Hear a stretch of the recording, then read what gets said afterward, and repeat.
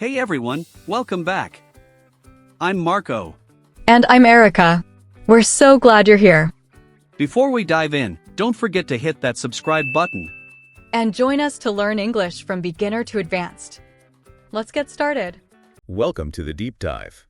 Today we're tackling a topic that seems simple on the surface: smoking. Yeah, but as we found out, there's so much more beneath that surface. Absolutely. Our mission isn't just to rehash health warnings. We want to really unpack the language around smoking, why people even start, and its surprisingly wide impact on life. Make you quickly well-informed. Exactly. We're looking at it as this, global phenomenon. We'll get into the everyday phrases, the motivations, the real ripple effects. And we've drawn on quite a range of sources: linguistic guides, in-depth analyses, really trying to get a full picture from different angles. Okay, so let's start at the beginning. What is smoking, fundamentally? Right, the basics. Well, our sources define it pretty simply: burning a substance and then inhaling the smoke, usually into the lungs. And the most common substance is tobacco, right? Dried, rolled into cigarettes. That's the main one, definitely. But there are other forms our sources mentioned. Ah, yes, like cigars. Exactly. Cigars, they're typically larger, thicker, more tobacco, often seen as more for special occasions, maybe ceremonial. Less of an everyday thing for most smokers compared to cigarettes. Generally, yes. And then there are pipes. Tobacco in a bowl, smoke drawn through a tube. A bit old-fashioned now, perhaps. Less Yeah, common. definitely less common than they used to be, yeah. What about things like hookahs? Right, hookahs or shishes, those water pipes, often with flavored tobacco, very social in some cultures. But still harmful, even with the water. Oh, absolutely. Our sources are clear on that. The filtering doesn't remove all the dangers. And then, of course, the modern twist. Vaping. Electronic cigarettes. Mm-hmm. Heating a liquid to a vapor, inhaling that, often seen as safer. But not actually safe, right? There's still risks. Big risks. They still deliver nicotine, which is, highly addictive, plus a lot of other chemicals, heavy metals.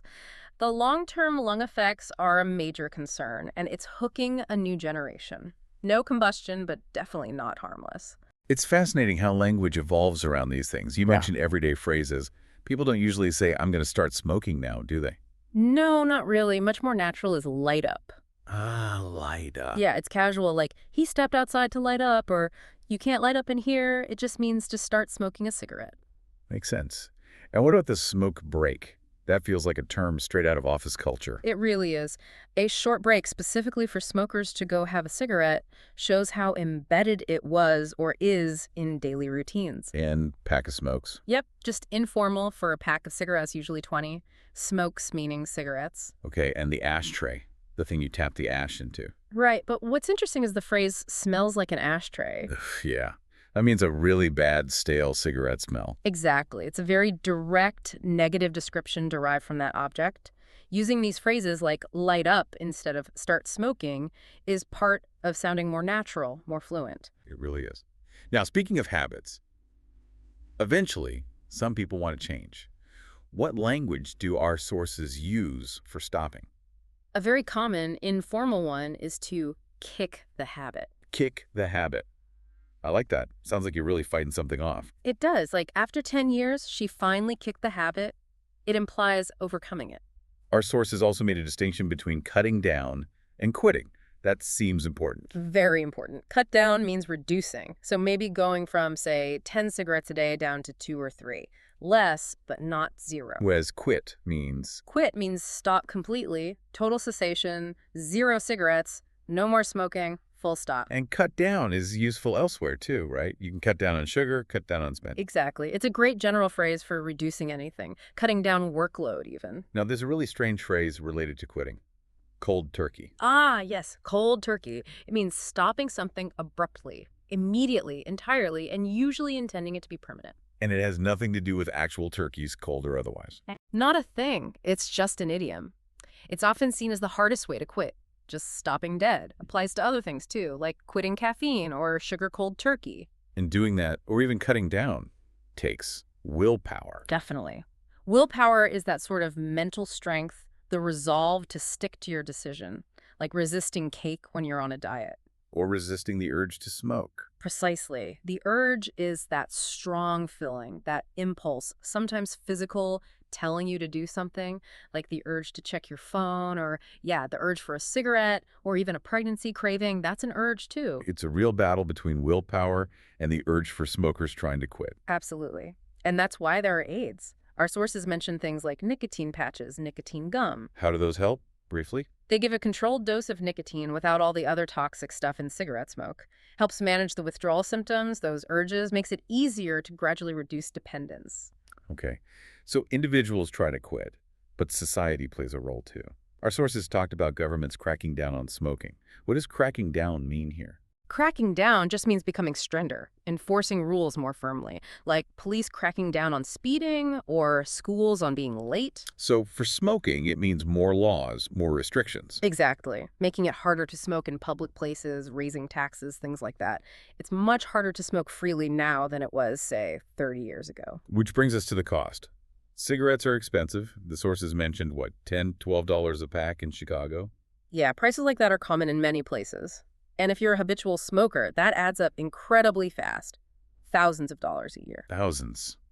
That's money that could be, well, anything else. Right. Healthy food, travel, education, savings, paying off debt. Our sources frame it as a direct trade-off for better things. It's a huge financial drain. What surprised me was reading about the warning labels, the graphic pictures, smoking kills. Our sources say they're often ineffective. It's counterintuitive, isn't it? Studies show that for many smokers, these warnings don't really deter them. Some people might even bizarrely pick packs based on the pictures they dislike least, or maybe even find darkly humorous. That's wild. Yeah. It really challenges how we think about fear and rationality, especially with addiction. It really does. It shows the power of addiction over logic. If scary pictures don't work, what does? It's a tough question. Our sources also distinguish between different types of smokers. Yeah, basically habitual smokers, people who smoke every day, often quite a lot, and social smokers. Right, the ones who only smoke in certain situations. Yeah. Like at a party or with drinks. Exactly. Not a daily habit, more linked to specific social contexts. Still risky, but different pattern. Okay, we've covered the language, quitting, the societal stuff. But the really big question our sources tackled is, why start? Especially now, with all the information available. This is where it gets really insightful into human behavior. It's rarely one single reason. Often it starts with simple exposure. Like seeing family members smoke. Exactly. Yeah. If you grow up seeing parents, older siblings, relatives smoking, it just seems normal, part of life. Not necessarily good, but normal. And then peer pressure. That's a classic. Huge factor, especially for younger people. Feeling left out if everyone else in the group is smoking. You might try one just to fit in, even if you hate it at first. That desire to belong is powerful. What about media influence? Still a factor, though maybe more subtle now. Historically, ads and movies made smoking look cool, sophisticated, rebellious. Think of iconic actors lighting up on screen. Yeah, it created an image. Even now, seeing characters smoke in films can normalize it, make it seem appealing subconsciously. But some people start because they think it helps with stress, right? Yes, the perceived stress relief. A cigarette provides a moment of ritualistic calm, a brief hit of nicotine, but it's temporary. It doesn't fix the stress. It just creates a need for another cigarette to feel okay again. A cycle. Curiosity must play a part too. Just wondering what it's like. Simple curiosity. What does it taste like? Feel like? That first try, driven by curiosity, can be the start of it all. And the misconception about weight loss. Yeah, the belief that smoking suppresses appetite and helps stay slim. It's a really dangerous and unhealthy approach to weight control, obviously, given the damage smoking does. Are there cultural reasons? Definitely. In some societies, smoking is tied to social rituals, hospitality, maybe even seen as a sign of respect or passage into adulthood.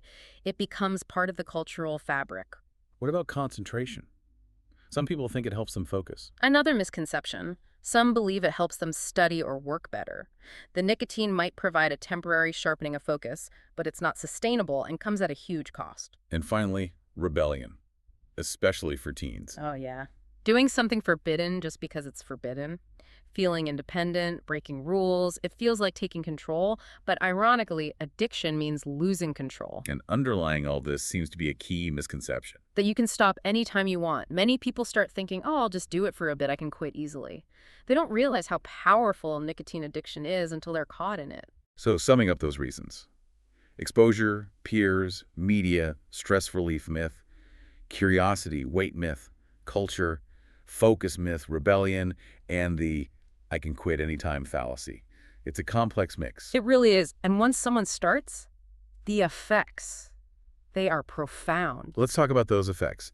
Health is the obvious one. Lungs. Devastated. Damage builds up. Breathing gets harder. Chronic cough, leading to things like emphysema, bronchitis, and of course, lung cancer. And the heart. Takes a huge hit too.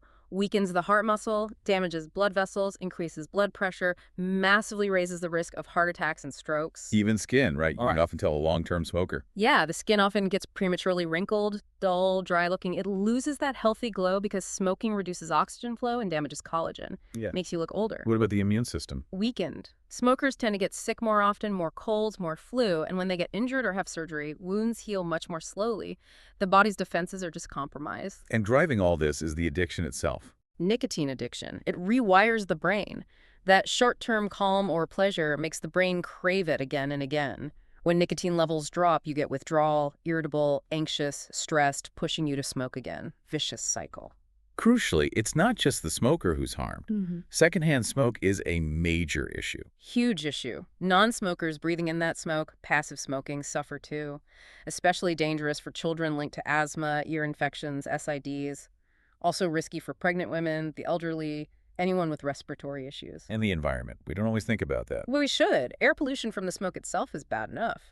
But cigarette butts are a massive environmental problem. They're made of plastic filters, take years and years to break down. And they end up everywhere. Everywhere. Waterways, oceans, parks. Animals mistake them for food. They leach toxic chemicals. Plus, carelessly discarded butts are a common cause of wildfires. Now, and then there's the social impact.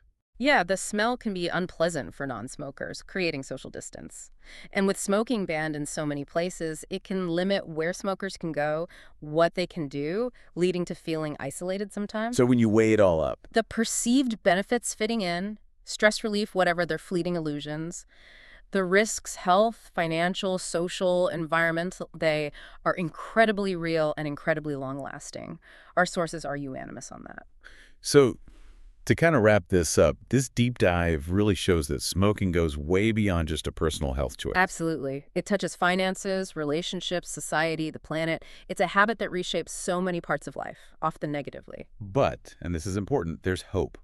Quitting is possible. It is. It's hard, no doubt, but definitely possible. And the benefits start almost immediately. Like what? Your body starts healing right away. Breathing gets easier surprisingly quickly. Energy levels go up. Your risk of heart attack starts dropping. Over time, the risk of cancers decreases significantly. Skin looks better, taste and smell improve. Yes. Things you didn't even realize were dulled can come back. And of course, think of all that money saved. So it takes determination, support. Support is key. Family, friends, maybe those nicotine aids we talked about, counseling. Whatever works for the individual. Anyone can overcome it. Every cigarette not smoked is a win. It's a powerful message. Okay, so we've journeyed through the language, the why, the impact.